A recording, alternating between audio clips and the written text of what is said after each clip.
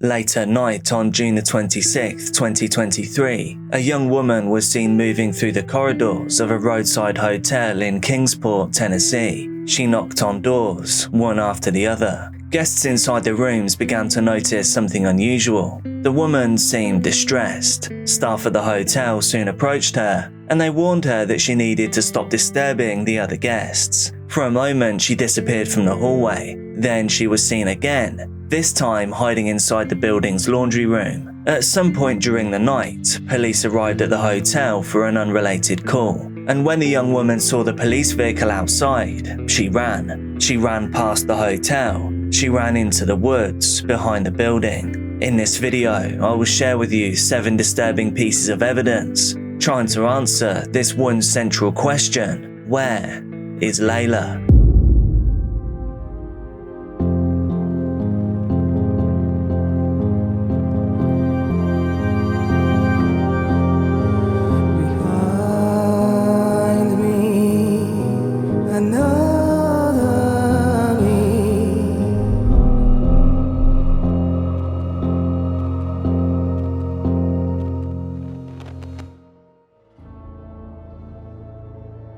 By the way, this is Dark Case, and you can call me Jack. I bring you rare and unseen true crime cases, as well as other things that you may later regret knowing. So please do join the Dark Case family now by simply hitting subscribe and making sure all your notifications are turned on. I'm going to make this really quick so you don't get too bored, but automated AI content is absolutely flooding this platform right now. And that means that human creators like me, yes, I am a human, we are struggling to be seen. So it would mean the world to me if you please do consider becoming a channel member, because it honestly will help me to keep this show on the road. It would genuinely be a massive help to me right now. Now for today's silly little question: if you had to get one word tattooed on your face, what would that one word be? Let me know down in the comments. And now, on with the video.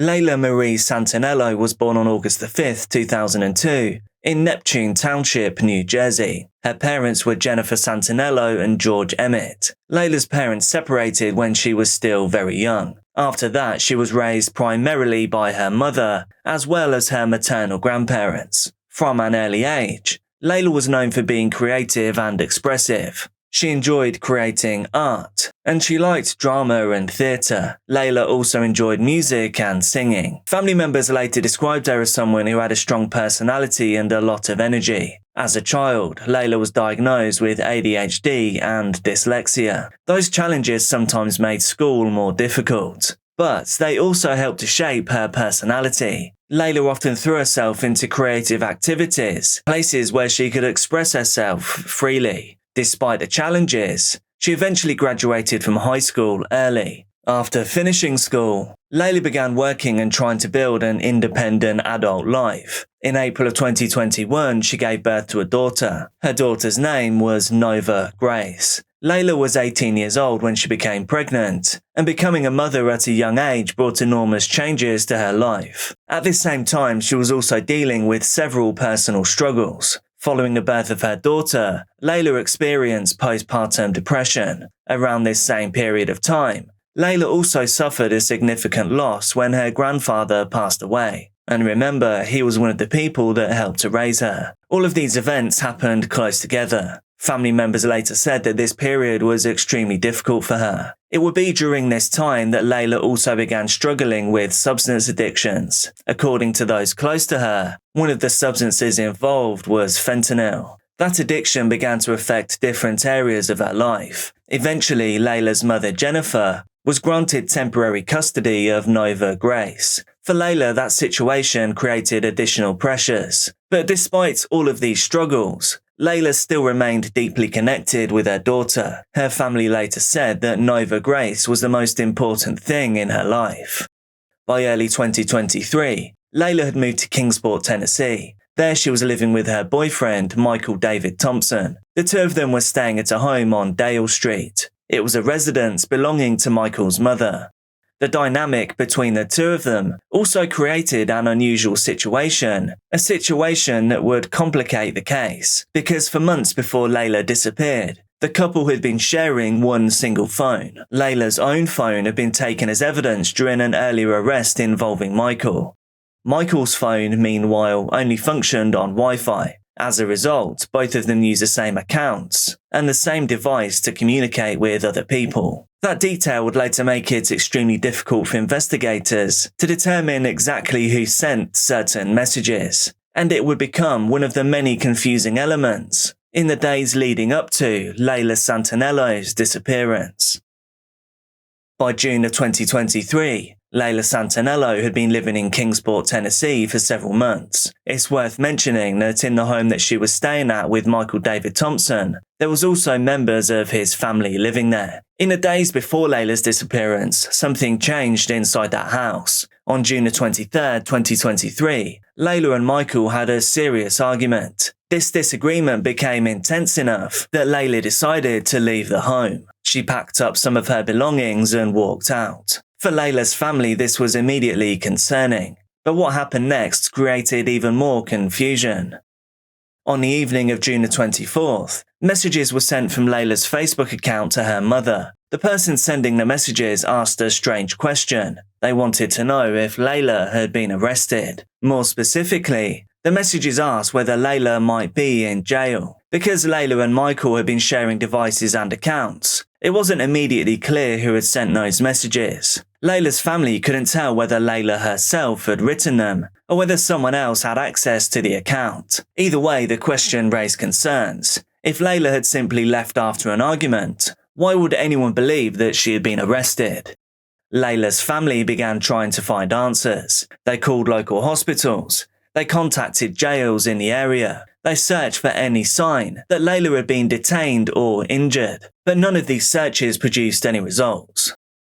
The next morning, on June 25th, Layla apparently contacted her mother again through Facebook messages. This time though, the tone of the conversation was different. Layla told her mother that she was safe. She explained that she was simply staying with a friend, and she also said something else important. Layla told her mother that she did not currently have a phone, and instead she was using someone else's device to send the messages. So for investigators, that detail later became significant, because without a phone, Layla would have been far more difficult to track or to contact. At the end of this text conversation, Layla sent one final message. She wrote to her mother, "I love you so much more." This is believed to be the last confirmed message that Layla Santanello ever sent to her family. After that point, the digital trail becomes much less clear, because over the next 24 hours, Layla would move through several locations in Kingsport, and eventually her path would lead her to a small roadside motel, a place called the AmeriCourt. The AmeriCourt Hotel sits along American Way in Kingsport, Tennessee. It's a modest roadside motel located near warehouses, businesses, and a walking trail known locally as the Kingsport Greenbelt. At some point during the night of June 25th, Layla arrived there. Investigators later determined that she had spent the night at the hotel. She was staying with someone who had rented a room there long term. But the situation inside the motel soon became chaotic. According to witnesses, Layla appeared distressed. At one point during the night of June 26th, she began knocking on doors inside the hotel. She moved through the corridors, knocking on multiple rooms. Guests inside the rooms began to notice, and so hotel staff eventually intervened. They warned Layla that she needed to stop disturbing the other guests. If this behavior continued, then she would be asked to leave the property. And after that warning, Layla did disappear from the hallway, but she had not left the building. At some point afterwards, she had been seen hiding inside the hotel's laundry room. It was an unusual place to conceal yourself, and investigators would later ask an important question: why was Layla hiding at all? Sometime during the night, police arrived at the hotel. The officers, though, they were there for an unrelated call. There is no indication that the police were looking for Layla, but when Layla saw the police vehicle outside, something in her changed. Instead of approaching them for help, instead she ran. Layla ran past the hotel, and then towards a wooded area behind the building. Those woods connect to an open field nearby, and eventually to the Kingsport Greenbelt walking trail. That decision will become one of the most puzzling moments in the entire case. But after running into those woods, Layla would still be seen one more time, and that final sighting would happen just a few hours later. In the early hours of June 27, 2023, Layla Santanello was no longer inside the AmeriCorps Hotel. Sometime after running into the wooded area behind the building, she reappeared nearby. As morning approached, workers began arriving at businesses located near the hotel. One group of warehouse employees noticed someone that was walking towards them across a nearby field. The person approaching them was, of course, Leila. Strangely, she was barefoot. Investigators later confirmed that she was not wearing shoes at the time that she was seen on that morning. Leila just walked up to the workers and then asked them a simple question. She asked if they had a cigarette. The workers told her that they did not smoke. According to the men who spoke with her, Leila remained polite throughout. She simply responded to their rejections by saying, "Have a good day." Then she turned and walked away. After leaving the workers, Leila walked away from the field and headed into the direction of the Kingsport Greenbelt once again. The Greenbelt is a long walking and biking trail that runs through the area. It connects wooded spaces, open paths, and several parts of the wider city. At some point after that interaction with the workers, surveillance cameras did capture Leila once again. Footage from a nearby storage facility showed her walking barefoot. She was walking southwards down towards the Greenbelt Trail. But after that moment, Layla Santanello vanished. There have been no confirmed sightings of her since that morning. Investigators would later return to that final encounter many times. They would ask the same question again and again. What happened after Leila walked away from those workers? Because within a matter of just minutes, she disappeared into the woods. And beyond that point, the trail went cold. The night before my daughter's disappearance, she was seen on camera at the AmeriCorps Hotel in Kingsport, Tennessee. According to law enforcement, she was there visiting two grown men. Early on in the investigation, I was given the name of one of those grown men, and I almost feel like that was by accident. All of that being said, the two men that were in the room with her that night, they will not talk to me or my family or the PIs that are investigating this case. They have, however, spoken to law enforcement on multiple occasions. They have been interviewed and investigated multiple times. I don't know what came of those interviews. I don't know any of the details. What I can tell you is that in the first few months of the investigation of my daughter's disappearance, we were all hyper-focused on the 5 days between her leaving Michael Thompson's house and her disappearing and figuring out all of her exact movements, all of the things that went down, everything she did, everything she said, what kind of state of mind she was in. We gathered all of that information all the way up until the night at the AmeriCorps, and that is where I personally lack information. The authorities won't tell me, and these two gentlemen will not speak to me. I don't even know the second guy's name. So I hope that clarifies what's going on with that. In the days after Leila disappeared, investigators began searching for any possible sightings. One report quickly captured their attention. On June the 27th, the same day that Leila was seen near the field, an employee at a marble slab creamery in Kingsport, they reported something unusual. The employee said that a young woman had come into the store. The employee believed the woman might be Layla Santanello. According to the woman, she was planning to buy shoes at a nearby store. And that detail does seem important because remember, Leila had been seen walking barefoot earlier that morning. If the woman at the ice cream shop truly was Leila, it would mean that she had made it out of the wooded area and then into a nearby shopping centre. Investigators took this lead seriously. For a time, it became one of the strongest possible sightings in the case. But as detectives continued reviewing surveillance footage and speaking with witnesses, some problems began to emerge. Eventually, investigators did locate the woman who had entered the marble slab creamery that day. And when they spoke to her, they confirmed something unexpected and disappointing. This woman was not Layla Santanello. It was simply a case of mistaken identity. For investigators, that realization was very significant, because the sighting had briefly suggested that Leila might still be moving around the city that day. But once it was ruled out, the timeline returned to that final confirmed sighting near the warehouse workers, the CCTV at the storage place. So with that lead eliminated, investigators were forced to confront a difficult reality, and that is that Layla's trail truly did end in the woods. 3 days after Layla Santanello was last seen walking towards the Greenbelt Trail, something happened that briefly gave hope to her family. On June 30th, 2023, a Cash App request was sent from Layla's account. The request was directed to Layla's father's girlfriend. At first, the family believed that this might mean that Layla was still alive and well. If someone was using her Cash App account, then perhaps Layla had access to her phone once again. But the message that accompanied the request was troubling. The sender began making threats. The messages suggested that Layla was being held somewhere and that money was needed. For Layla's family, this situation was obviously terrifying. They didn't know whether the messages were truly coming from Layla, but they also couldn't just risk ignoring them. In an attempt to keep communications going, the family sent small payments through the app. They hoped that continuing the conversation might reveal some information about Layla's location. And over the following weeks, additional Cash App requests continued to appear. Some of the messages included short phrases.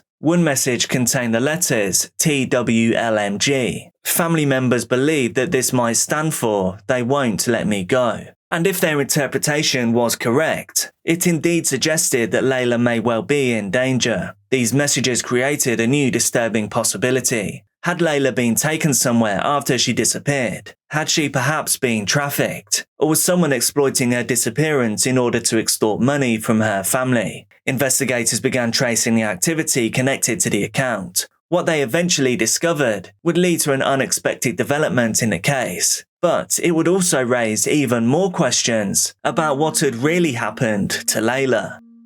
My 20-year-old daughter vanished into thin air 18 months ago. The reality of the situation is someone knows where she is.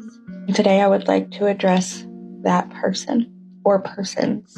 In the case that there was some type of accident or a possible overdose, which is a strong theory at this time, if that should happen to be the case, overdose is plaguing our community.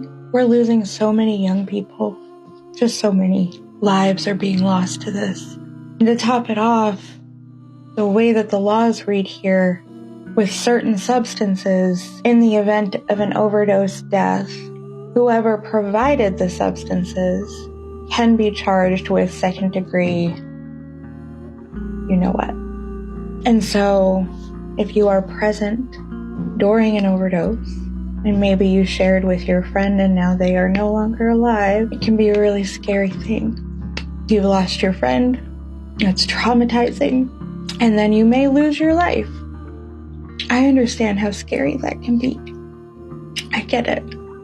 But if this is the case, and you panicked, and you did something, your actions are not only affecting my daughter, but they're causing the suffering of so many more people. And I've said it before, but all I really want is to bring her home. If it was an accident, it is not ever going to be about justice for me. I'm 8 years in recovery. I understand. I get it. I just want to bring her home. I just want to be able to answer her little girl's questions honestly and openly. If this is what happened, I just want to bring her home and put her to rest. So if you could kindly just reach out to me personally and give me a location. That's all I need. I just need a location. I won't say a word. I won't say a word to anyone. I'll just go get my girl.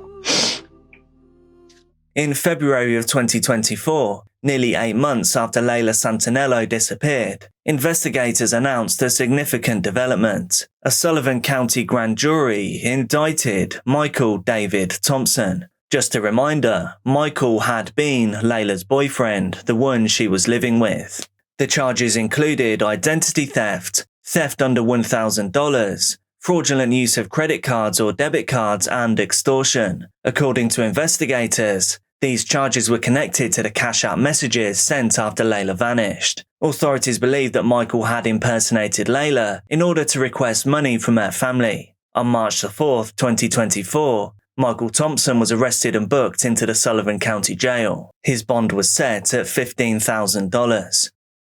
For Layla's family, this arrest was a major moment in the case. But investigators also made something very clear. At that time, there was no evidence directly linking Michael to Layla's disappearance. The charges related only to the financial activity that occurred afterwards. Meanwhile, the search for Layla continued.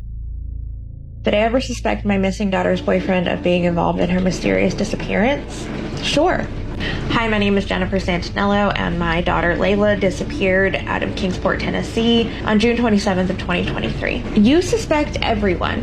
When someone you love mysteriously vanishes, you suspect everyone that they were in contact with in the weeks and months leading up to the disappearance. And statistically, 9 times out of 10, it's the boyfriend, it's the partner, sometimes it's even like the best friend or a family member. It's very rare for it to be someone that you don't know very well or someone you don't know at all that has taken your person from you. She had a tumultuous relationship, codependent, toxic, some may even call it abusive. And so yes, there were times that I absolutely suspected Michael. And I struggled with this. I struggled so hard, especially in those first few months. Why? Because he started sounding the alarms that she was missing days before she actually went missing. That's weird, right? Those pieces don't make sense. Why would you do that? And I know the timeline pretty well. From what happened on Friday when she left Michael's house, what happened Saturday or Friday, overnight Friday night, I know where she was, and what happened on Saturday and Sunday and Monday and all the things. And then she disappears into thin air on Tuesday morning. And I know for a fact that Michael was still out looking for her days after that. So I would argue with myself all the time. Is he putting on a show? Did he finally catch up with her and do something to her, and now he's putting on a show, making it look like he's out here searching? I struggled with it for a long time. I know a lot more now. I know a lot more than what I can say to y'all. And now I no longer believe that he was directly involved in her disappearance. But those first few months were a struggle. This young man sat at my dinner table multiple times. Holidays, birthdays, all the things. He helped take care of Nova Grace. He just didn't seem like the kind of person that can do something like that, in my opinion. Over the course of the investigation, authorities carried out multiple search operations. More than 30 search warrants were served. Investigators issued over 25 subpoenas. Several ground searches were conducted using drones, canine teams, and specialized equipment. In one operation, nearly 100 first responders searched hundreds of acres near the area where Leila was last seen. But despite all of these efforts, no confirmed evidence of Leila's whereabouts has ever been discovered. My beautiful daughter Leila vanished more than 16 months ago. Here's a little update. Today, Stephen Crabtree and an SAR specialist named Steve Fisher are on their way to town to do some searching. I ask that you all pray for them. Pray for guidance and safety. But of course, it's kicking up all kinds of emotions in me. What are we, a little more than 2 weeks away from Christmas? It's my second Christmas since she disappeared, but for some reason, it hurts more than it did last year. I think that this time last year, I was still full of so much hope that she's out there somewhere. And the more that time goes by, the more that hope diminishes. I have a hard time even recalling memories lately. When I think about her face, or her hair, or her precious little dainty fingers, she always had the prettiest fingers. I loved her little hands. Even as an adult, she had just these tiny little hands, and she had these piano fingers. And when I think about those things, I just get sad. And when I think about the good times, I just get sad. I am broken. I am not whole. I am a shell of the person that I was 2 years ago. My entire family is completely changed. And then on top of the reality of the thing, on top of the big hurt that we all feel, there's so much added additional drama and bullshit that goes on in these cases and situations. And pettiness, and he said this and she said that, and then you have your trolls and your Gen Hater Club and just people that wish to see you fall, as if I'm not already down on the ground, as if I'm already not a broken mess on the floor. There are individuals out there who would love to see the light go out completely. And I try so hard to stay strong for Leila, for my kids. There are too many people depending on me, counting on me. I cannot crumble. And I know that there are a lot of people who would say, accept it, she's gone, and move on. Unfortunately, it just doesn't work like that. Because every day the pain grows. There is no healing without closure. Her name was entered into the National Missing Persons databases. A reward for information has been offered, and each year, family members and supporters have held vigils to keep attention on the case. Today, the disappearance of Layla Santanello remains unsolved. Investigators continue to examine evidence and follow leads, but a central mystery has not changed. Why was Leila knocking on doors inside the AmeriCorps Hotel that night? Why did she hide inside the laundry room? Why did she run into the woods when police arrived, even though they were not there for her? Why wasn't she wearing any shoes? Leila simply walked into the woods, and nobody has seen or heard from her since. What do you think happened to Leila? Let me know down in the comments. Please do also consider becoming a channel member for some exclusive perks, like early access to videos, exclusive videos, and the Jack's House podcast. Be careful out there, and I'll see you soon.